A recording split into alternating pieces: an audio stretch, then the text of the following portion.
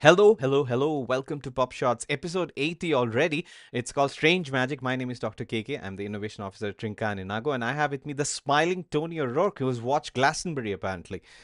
By some strange magic, we're at episode 80 already. Yes, indeed. Yes. I don't actually live very far from Glastonbury. I live about 25 kilometres from Glastonbury.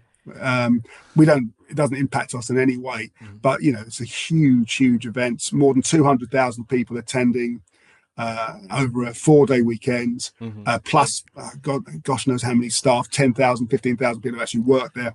It's a small city that gets created from nothing.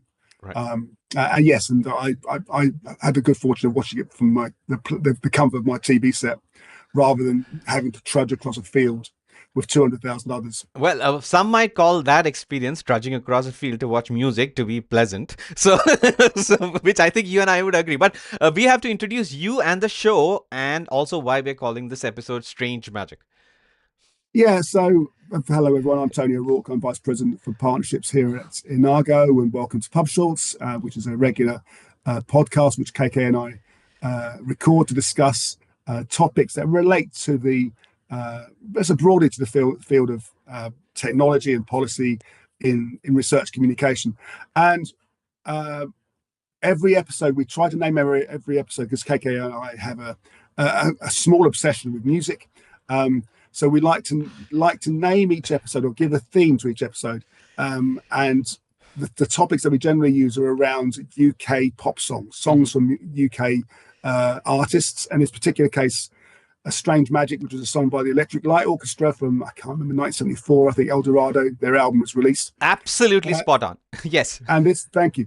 And this episode talks about the feats and backlashes of AI within the scholarly space. From illustrators decrying AI-generated art to mathematicians battling chatbot logic puzzles, campus deployments of ChatGPT, and rogue scraping bots uprooting digital archives. So we just explore the enigmatic magic transforming and sometimes distorting research and communication. Gosh, I'm in tears already, Tony. The beautiful intro. Was it that boring? All right. So, as Tony mentioned, this is a episodic, I guess, podcast which we stream on YouTube. We cover everything related to academic publishing, but focusing on technology and research integrity, peer review, that kind of a thing. You can find all the previous 79 episodes on YouTube. Just go to Inago's channel and search for the PubShorts playlist. But we've got a bunch of AI related topics to cover, and I'm switching to the first one, Tony. So as you mentioned, illustrators call out journals and news sites for using AI art. So obviously illustrators are frustrated with AI generated art being used for journals and news. AI can undermine research and public trust due to inaccuracies. So some journals like Nature and Science have strict policies against AI art, and some illustrators find AI images lack the detailed communication needed. And AI tools like Midjourney, I don't know if, Tony, you have used any of these AI generated image models, basically. Yes, I have, but only the ones that are broadly available via ChatGPT and others. Yeah, so these offer cheap solutions but may compromise quality, especially in the context of a research article. And professional illustrators argue that their work better meets the expectations. So basically, this is always, AI is it replacing illustrators as a role? I don't think it's going to happen, but there is a distinct concern regarding the lack of quality of AI generated imagery, which is already there in research papers. So what are your thoughts on this, Tony? I unfortunately I kind of understand the existential threats that these illustrators feel, because although the quality today may not be to the same standard as that of a professional illustrator, it's not going to be long before it catches up.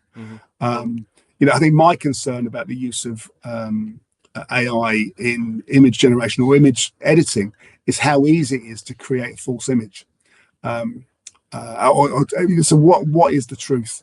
What actually reflects the science or the research as we know it, and how much of how many liberties has that AI used to create that image? So I think there's still a role for the illustrator in terms of providing greater integrity, but how long is that going to last? Right. before we get that kind of guarantee of quality every time Right. from AI. Tony, obviously, image manipulation is a big research integrity related flag, and we offer a service which will help researchers as well as publishers or Yeah, any research institution to screen for manipulated images in their manuscripts.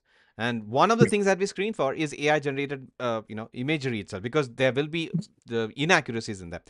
Do you Or want to? masking, for example. Yeah, yes, yes. Do you want to talk a little more about how publishers, if they are interested, can find our services? Oh, sure. Inargo.com will link you to our publisher services pages, and one of those services, as KK rightly Mm-hmm. describes, is an image manipulation detection plus service where we take industry standard tools, Mm-hmm. and if anything is highlighted or flagged as being a problem, we'll use a human editor to then verify whether that's a valid claim or not. Right, and when Tony says human editor, it's a human sort of forensic scientometric expert who knows image, I guess. I was understating who they are. These Yeah, are experts into yeah. the image manipulation who then, it's just a quick way of highlighting where there is a potential problem, so you can put lots more into the pipe more quickly and get results back more quickly, Mm-hmm. but then allowing that human editor to then do that final bit of validation. Right. Moving on to the next one, which is something that you mentioned in your intro already. At a secret math meeting, researchers struggle to outsmart AI, this is, Tony, this is the first time I honestly found mathematics, the skills of AI models in mathematics to be much better than what I expect them to be. So, what is the story? Mathematicians gathered in Berkeley to test AI's capabilities against complex math problems, and the AI model, which is OpenAI's O4 Mini, surprised attendees with problem-solving skills. And O4 Mini's approach is different from traditional LLMs, focusing on reasoning. So reasoning models are doing well in the mathematical puzzle solving problem, and even challenging problems couldn't stump the AI for long. So concerns. So obviously this is good news, but also this also opens doors in terms of about the AI's potential to intimidate with confident answers. So AI, can fool us by providing the wrong answers, but appear to be confident. So there is advancement of AI in the field of mathematics, but at the same time, AI is still not foolproof, and that's why we need human oversight. And also, there are specific use cases for which dedicated machine learning models like what we use for Trinka AI can be much better than any, let's say, ChatGPT in terms of, let's say, proofreading and grammar correcting a manuscript. So your thoughts on Yeah. it, Tony? Yeah. Nothing really, apart from the fact that I'm surprised that it hasn't taken that long really to get to this point. Right. Really, how quickly it's developed. Wasn't that long ago before, every paper I'd read relating to the use of AI in maths was still saying that nothing can beat the human checks, and now here we are, not even a year later, Yeah. where there's a group of mathematicians who've actually determined yes, there is a future role which could involve AI as a collaborator. I think it's just very exciting times, very interesting times.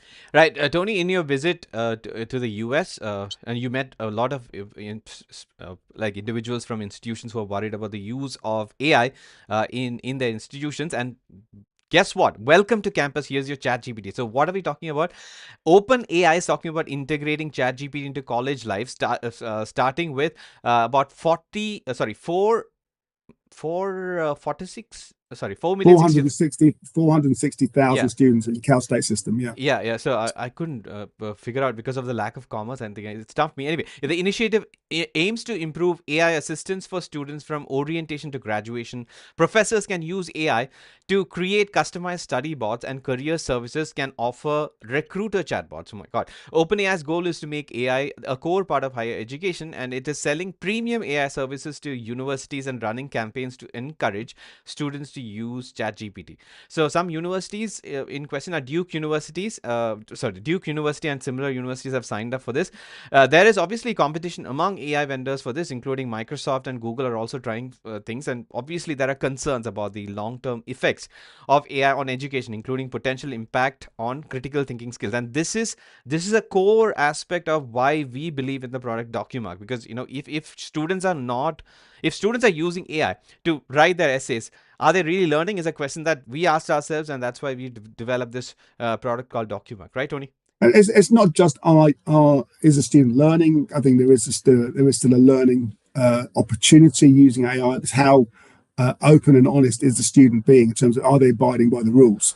And if the university sets rules in terms of how AI should be used or could be used, then the student, the researcher, the author, whoever needs to acknowledge that and declare that.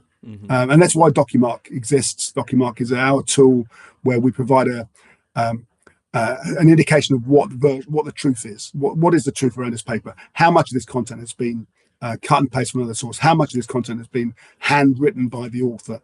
How much of this content has been generated by AI?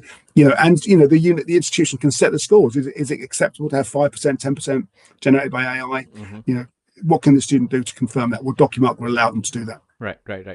All right. Moving on to the next story. This is a negative story, and I'm surprised to see that it's come from the Apple Artificial Intelligence Research Group, I think. So Apple, basically, it's titled "The Illusion of Thinking." Apple research finds AI models collapse and give up with hard puzzles. So we are talking about Apple's large reasoning models, or LRMs, that exhibit a sharp model-specific complexity threshold beyond which they collapse to zero accuracy, challenging the artificial general intelligence, or AGI, optimism. So even when provided with explicit algorithms in the prompt, these LRMs, or large reasoning models, fail to execute step-by-step logic, highlighting a gap between pattern recognition and procedural reasoning. And human performance on tasks like the Tower of Hanoi also degrades with scale, but humans adapt strategies, unlike these large reasoning models, which abruptly give up. Which is interesting. I mean, this is sort of a check in the optimism or the positive nature of stories related to AI's use in all sorts of problems, including mathematics. So your thoughts on it, Tony? Apple Intelligence has not really taken off. Well, we touched about this in the last episode, Keiko, where we talked about, is AI able to identify things that are missing from a paper, right, or to suggest new topics. And here is something which the AI is struggling to adapt its strategies. But with agentic networks becoming increasingly common, with improved training, I think it's just a matter of time when the AI will be able to demonstrate adaptive strategies, right, to deal with challenging subjects like this. Right. All right. But I do find it surprising that Apple promoted this, though. I would have thought they would make every effort to see what they can do to rectify the situation. Well, my speculation is that Apple has not, as I mentioned, Apple Intelligence has not really kicked off, and whatever they've let out, it's a delayed sort of, in terms of the users getting it, and that's not satisfactory. So they want to sort of underwhelm. I mean, they have been underwhelming, and they want to also sort of the others, like the competitors, are surging ahead. So I guess this sort of is a check for them to sort of catch up. So it's a matter of time, isn't it? Really. Right. So the next one, it is related to AI related summaries. So it's from Ars Technica. It's titled "Yuck! Wikipedia pauses AI summaries after editor revolt." So Wikipedia apparently has been testing AI summaries, and the test is paused after editor backlash. So this discussion of using AI summaries started at Wikimedia's 2024 conference, and editors worried about AI affecting trust. So the AI summaries apparently were deemed redundant, and Wikimedia plans to further evaluate this. Now, we've heard stories in academic research, especially publishers, sort of letting out these AI summaries, which were not met with positive review. So is this a concern for you moving forward, Tony? I don't think so. I think this is just highlights the need for sort of greater calibration and greater training. The summaries are good; they're not perfect. You're still not going to beat that of a human expert summary. But how long was it going to be before it catches up? I think it's just a matter of time.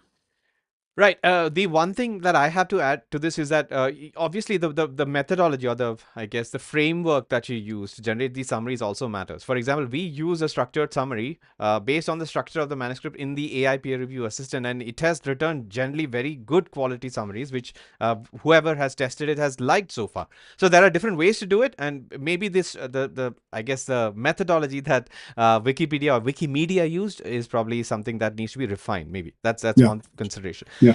All right, moving on to the next story. It is titled "They Asked an AI Chatbot Questions and the Answers Sent Them Spiraling." This is from New York Times, and it discusses the impact of AI chatbots like ChatGPT on users' perceptions of reality. This is basically related to pseudoscience and misinformation spreading. So, AI chatbots are leading some users down paths of conspiracy theories and mystical beliefs. The author, I think, no, sorry, the author is writing about a user who experienced a reality distortion after engaging with ChatGPT about simulation theory, and this user believed that he was in a false universe and followed ChatGPT's dangerous advice. So we have seen people committing suicides after chatting to AI, large language models. I mean, obviously, this is not a Black Mirror episode, Tony, if you're wondering, but this is the reality, and many of my friends continue to seek information from ChatGPT that they, in my opinion, should ideally seek from, let's say, a search engine or something like Perplexity. So it is very important for users to know what, let's say, AI tool to use for what situation, what purpose. So do you agree with this? Yeah, no, it's kind of seen as a one size fits all model, and it's not at all. Right. We know these large LLMs are going to be hallucinating, are going to give incorrect answers or false answers. Um, there has to be greater responsibility shown by everyone in the community in terms of how these tools should be used and where they should be used, which is kind of why we're pushing the responsible AI movement to share that knowledge and to share that understanding of what good practice looks like Right. in using AI. And I would urge anyone that's interested in the responsible AI movement to contact me either directly or via the inaga.com website. Could you explain what responsible AI movement is? But yeah, well, the responsible AI movement is a response. It's a kind of our response to some of the guidelines or recommendations that have been set aside by various leading trade associations in scholarly publishing, STM being one of those, in terms of what the responsibility is of the publisher, of the researcher, of the author, of the editor in every aspect of the content journey, from creation to publication and citation. So it's just how should AI be used, trying to encourage the creation of a set of guidelines and recommendations that can be then shared with every stakeholder within that workflow. Excellent. Thank you, Tony. And moving on to the next story, it is from Nature. It is titled "Could a Novelty Indicator Improve Science?" It's a worldview article, and it is written by Benjamin Stein, the co-head of the UK Metascience Unit. Are you aware of this Metascience Unit? I've heard of them, Yeah, but yeah. I don't know them. I've heard of them. Yeah, it focuses on a competition to develop computational tools to detect novelty in research papers, which is something that AI classically struggles with. The aim is to help meta scientists understand the impact of novel research. Novelty in science is debated. Some see it as a risky, parameters. Others they think that it's an essential thing to evaluate. Novelty in science, the current metrics might not accurately value groundbreaking work, and artificial intelligence could offer better ways to identify novelty. So there's a need for validating AI models against human judgment, and Meta NIC competition involves, which is discussed in this article, it involves testing algorithms on 50,000 research papers, and the best algorithm aligned with the human judgment will receive funding for further development. So reliable novelty indicators could help in understanding research excellence, and this is a problem that many researchers, artificial intelligence researchers, are trying to sort of crack, including people from our team, in terms of providing sort of the right information for a peer reviewer to assess whether the research paper that they're evaluating or reviewing is indeed novel and can stand on its own. But it's not just from the perspective of the research paper. This is also from the position of, if you're a funding agency, right? One of the questions that you would ask to evaluate a piece of research that's coming in or that's asking for funding is, well, how novel is this research? How unique is this? Has this research already taken place elsewhere? Give me a score. Give me some confidence that this is a new piece of research. So this isn't just going to impact on publication. This is going to impact, I think, importantly, on the whole decision as to whether research should get funding or not. Right. Which I think is great. But it is one of the challenges, and we work very hard within our peer review system to provide some kind of novelty assessment. But it is definitely one of the more challenging areas. Right, and moving on to a couple of quick hits related to AI scraping. The first one is AI scraping bots are, it's titled AI scraping bots are breaking open libraries. So this is from 404 Media and explores the challenges faced by libraries, archives, and museums due to AI scraping bots. These bots are scanning open collections for training data and causing significant strain on their servers, and this can result in valuable resources being unavailable to the public. And this is a concern that we have discussed. From a publisher point of view, Tony, do you think this is a concern of AI bots? Oh, oh, absolutely.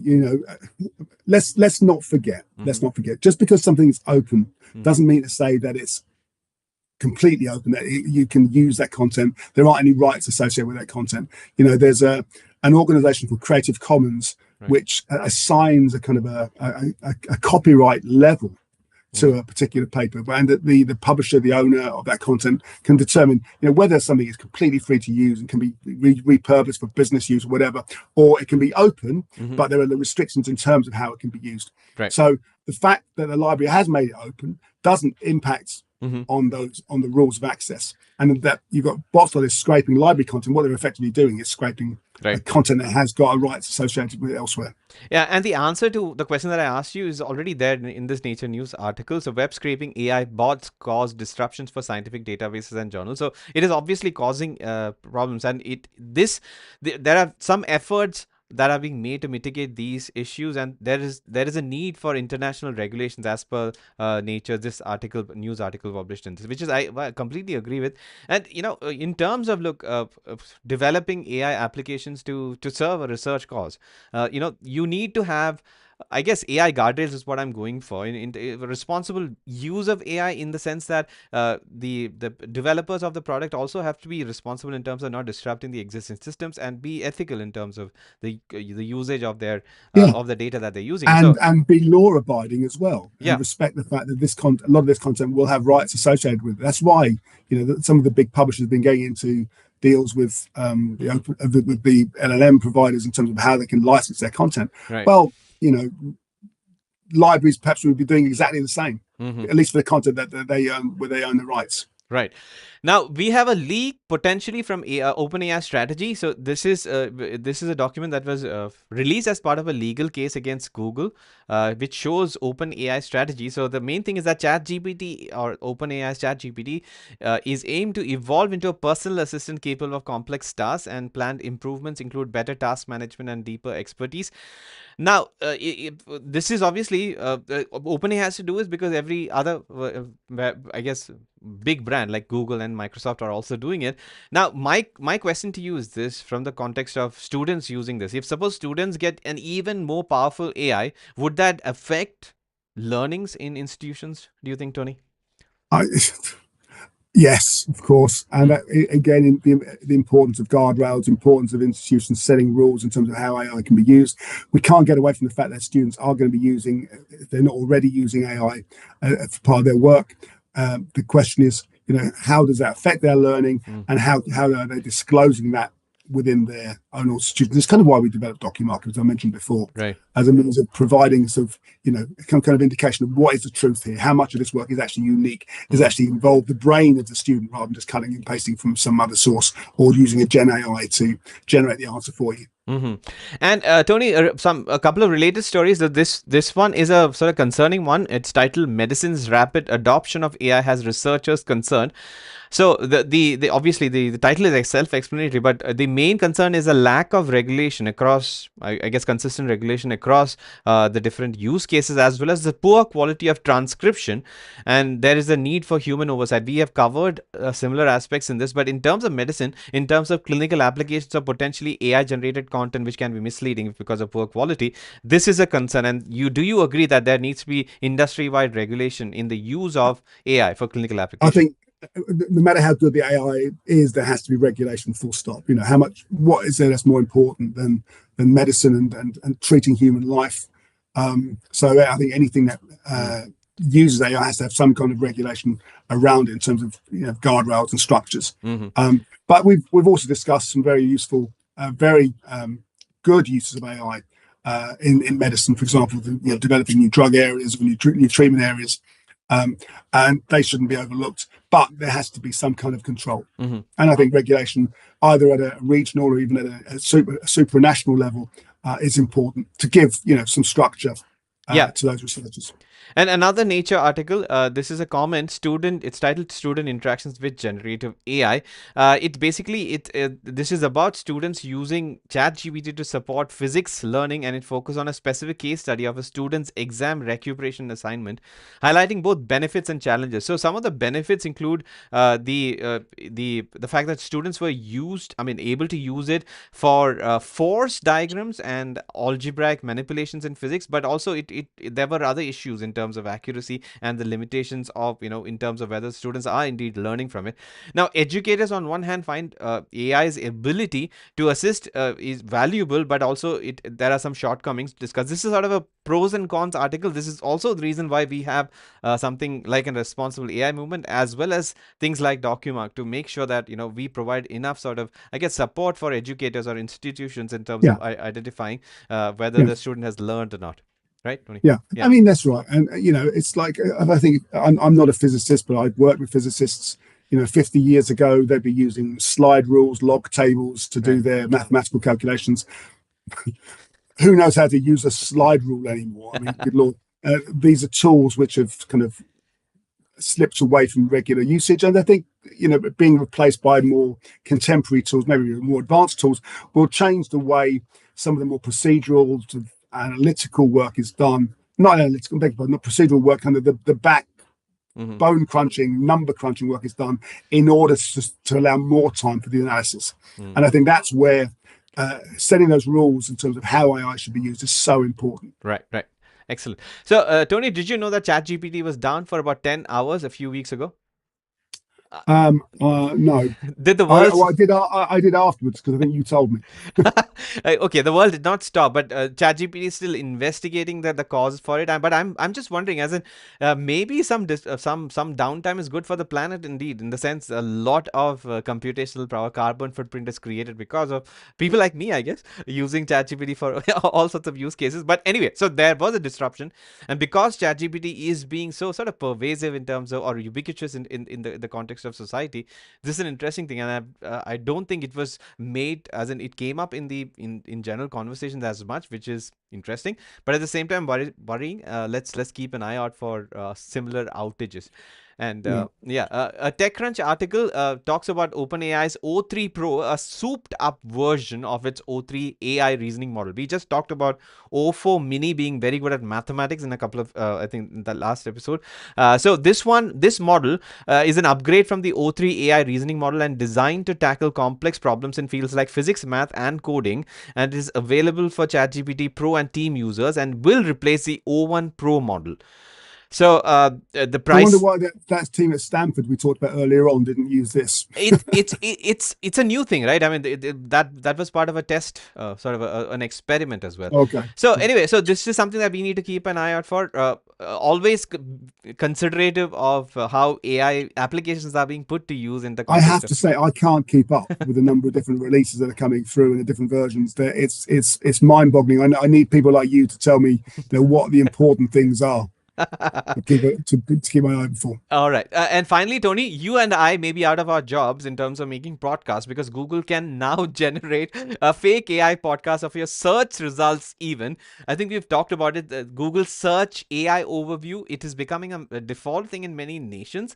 And now you can also generate a podcast for searches, which is something, if you have explored Notebook LM, Tony, you can, if you want to sort of have a podcast, you listen to a podcast about a complex document that you uploaded into Notebook LM, Yeah, which is. I mean, it won't be anywhere near as interesting or informative as you and I, KK. That's a given. So we are not going out of our jobs anytime soon. But at the same time, your thoughts on this? Do you expect anybody, maybe somebody in your, I don't know, so your children or somebody else in their circle, to use AI search overview with podcasts?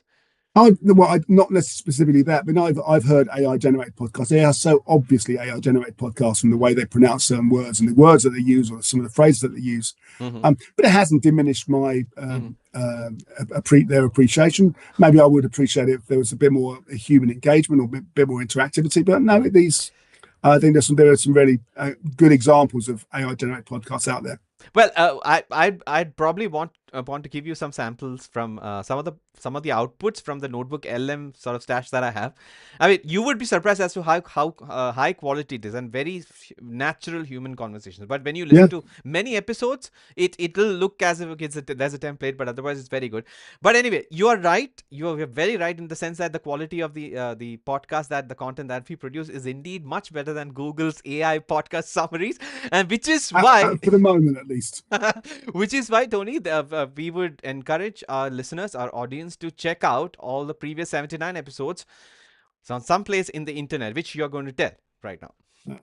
Okay, I will. I thought I'd mentioned it at the start of the episode, but if you want to go to uh, over onto YouTube and search for the Inago PubShorts channel, you'll see all 79 previous episodes available, which you can stream and view and share as much as you like. Please send your comments about suggestions for future topics as well. We welcome any ideas for topics, and thank you for those who've already sent ideas through.